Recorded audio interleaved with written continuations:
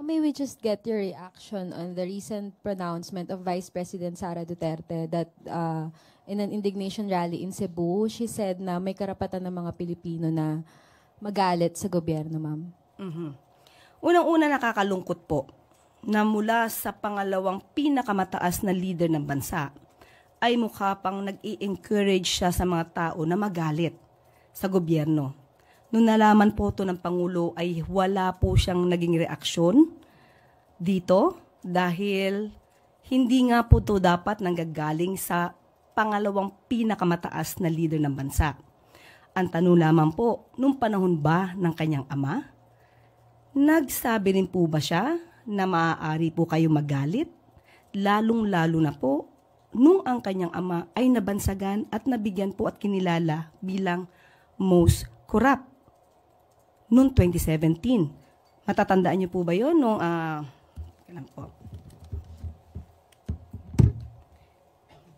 2016 ay runner-up lamang ang Pangulo.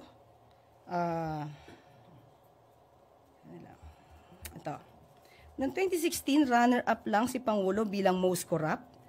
Siya ay kinilala ng Organized Crime and Corruption Reporting Project.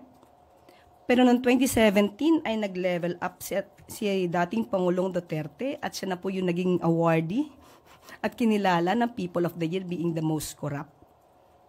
At inamin din naman po niya sa kanyang statement ni Pangulong Duterte na siya ay corrupt at siya ay nagnakaw.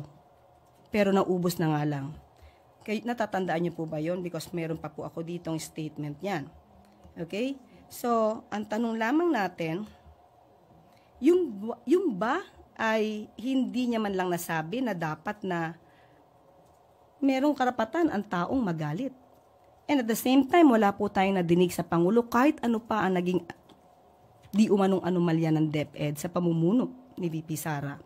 Lalong-lalo na nung nasayang ang pondo sa mga pagkaing nabulok lang na intended sana sa mga estudyante, lalong-lalo na sa mga maralitang estudyante.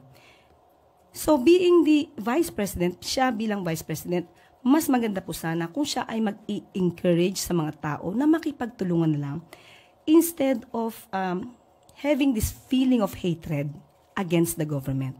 Mas maganda po na sabay-sabay sana tayong umangat kaysa sa may mga ibang tao na gusto magpabagsak ng gobyerno.